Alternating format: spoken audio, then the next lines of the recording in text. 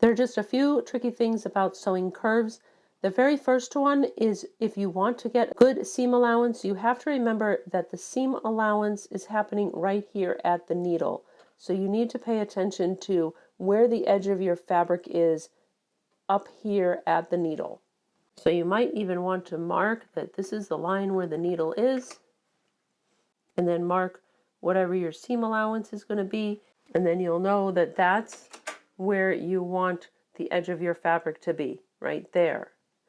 This is a little different than when we're doing seams and we can look way back further this way and just have a nice steady seam, because it really matters right where the needle is when you're doing the curve. If I were lining the curve up back here with this line and it was at the needle here, we wouldn't have the right seam allowance. The seam allowance has to be right here. Here it is with the right seam allowance, and this back here obviously is not at the right spot. If you're sewing two different curves with each other, it's important to pin or baste.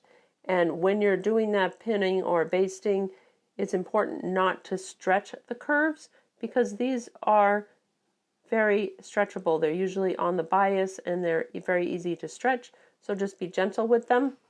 Then when you're doing the actual sewing, again, I'm looking right here, making sure that my edge is right there.